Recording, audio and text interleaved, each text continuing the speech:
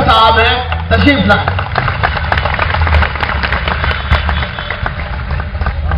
अस्सलाम वालेकुम।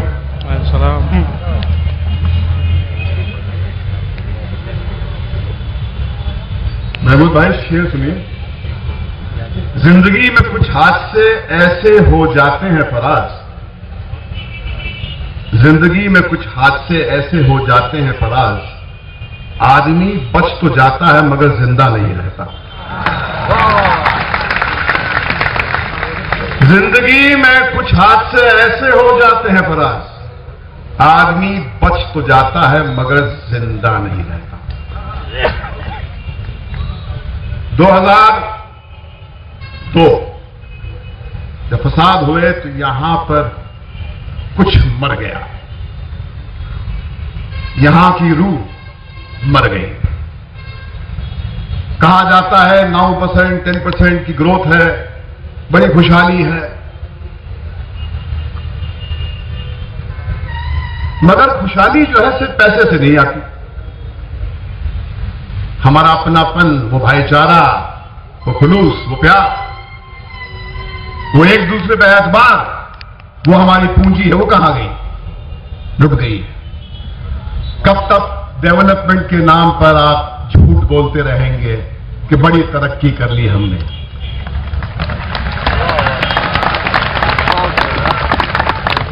सूरज जब सुबह निकलता है तो उसकी रोशनी राजा के महल में भी पहुंचती है और गरीब के झोपड़ी में भी पहुंचती है। वो डिस्क्रिमिनेट नहीं करता कि मेरी किरणें कुत्ते के बच्चे पे पड़ रही है कि किसी साहूकार के ऊपर। और यहां कुछ मामला अलग ही है, तरक्की का जिक्र होता है। महमूद भाई आउटलुक का एक डॉक्यूमेंट दिखा रहे थे जहां पर पूरा एक्सरे रिपोर्ट है, कितनी तरक्की हुई है। फिर मैं पूछना चाहता हूं अन्ना साहब, हजारे साहब, किस गुजरात की बात कर रहे हैं आप जहां तरक्की हुई है? जहां मेरे भाई जीते हैं वहां तो तरक्की नहीं हुई। हम आपकी लड़ाई में शामिल हैं भाई, क्या आप हमारी लड़ाई में शामिल हैं? हम करप्शन के खिलाफ लड़ेंगे, ताउमर लड़ेंगे, आपके सिपाही बनकर लड़ेंगे। आप भी हमारी जंग में शामिल हो जाइए। फिरका प्रस्तुत के साथ ये कम्युनिज्म की लड़ाई लड़ना हर हिंदुस्तानी का कर्तव्य है। ये गांधी बाबा की नजरी है। उस फकीर की सोच पर हिंदुस्तान चलेगा तो कहीं पहुंचेगा। उससे दामन छुड़ाकर हमने एक कदम भी चलने की कोशिश की तो गिर के मर जाओगे, टूट जाओगे, झुटलाते रहोगे अपने आप से, सबको झूठ बोलते रहोगे। गांधी बाबा की बात आई तो एक हदीस हमें महमूद भाई ने सिखाई थी। प्रोनाउंसिएशन अगर ठीक तरह याद हो तो उनसुर अखाना ज़ालिमन औफ मज़लूमा, कि मदद कर अपने भाई जो मजलूम है उसकी मदद कर, मगर जालिम की भी मदद कर, वो भी भाई है। गांधी की सोच में शत्रु नहीं है, दुश्मन नहीं है। गांधी बाबा ने लड़ाई जब की थी तो ब्रिटिश की सोच से की थी। ब्रिटिश जो उनके जो सिविल सोसाइटी के लोग थे, किसी व्यक्ति से नहीं की थी। हमको भी कुछ ऐसा करना होगा। हमारी कोई हाल ही में हिट फिल्म आई थी दबंग, उसमें हीरोइन का डायलॉग था कि प्यास से डर लगता है कि तकलीफ से तो कहती है प्यार से डर लगता है। जालिम को प्यार से डराना होगा। गांधी बाबा ने प्यार से डराया था जालिम को, भाग गए छोड़कर।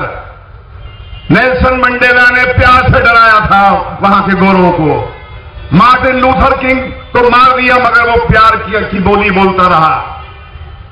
गांधी बाबा की सोच को उन्होंने गला लगाया था मगर ये सोच आपके रसूल की सोच है। थोड़ा प्यार करके देख लेते हैं। जालिम को कहते हैं कि हमारे हुजूर ने कहा है कि हम तुम्हारी मदद करें, मगर जालिम को उसका सही चेहरा दिखाना पड़ेगा। मगर जालिम को मानना पड़ेगा कि वो जालिम है, अपना बदसूरत चेहरा उसे देखना पड़ेगा। जब तक वो अपने इस सच्चाई को नहीं मानेगा उसका इलाज हो ही नहीं सकता, क्योंकि बीमारी का मान लेना ही पहला कदम होता है इलाज का। मैं कहता हूं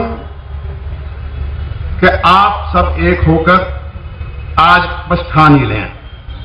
आपने एक मिरेकल को एक होते हुए देखा अपनी आंखों के सामने, जिसमें स्वामी अग्निवेश जी शामिल थे, कि कैसे हुकूमत जो है आपकी बात मानने पर मजबूर हो जाती जब आप एक होकर ईमानदारी से अपनी दिल की आवाज पहुंचाते हैं वहां तक। आप बस एक होकर दिल की आवाज पहुंचाइए, अपने यहां के चीफ मिनिस्टर से कहिए कि हम इंसाफ चाहते हैं, हम वो चाहते हैं जो हमारे कॉन्स्टिट्यूशन में हमारे बड़ों ने हमको दिया है, हम बराबरी के भागीदार बनना चाहते हैं। बहुत हो गया, हम अपने आपके टुकड़ों पे नहीं जिएंगे, अब हमें अपना हक चाहिए।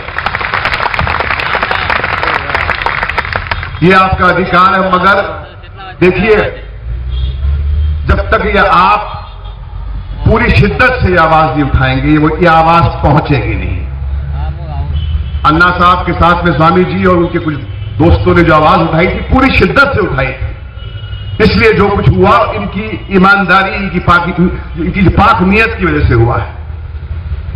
आपके दिलों में भी वो शिद्दत है, आपके दिल में भी अगर वहां से वो आवाज उठे तो यकीनन तकदीर जो है बदल जाएगी।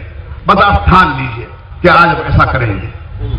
और देखिए जुल्म सहना जो है वो भी पाप है, मत सहा करो जुल्म। डर तो हमको भी लगता है जब लोग बोलते हैं, क्यों बोलते हैं भाई, मार डालेंगे। इस मुल्क में हमारी वालदा कहती थी, भैया इन्होंने गांधी को नहीं बख्शा, तू कौन है, गोली मार देंगे बेटा। गोली चलाई भी थी दरवाजे पे, मगर हम तो बोलते हैं, बोलते रहेंगे, मर जाते मर जाएं, कल क्यों आज मारो।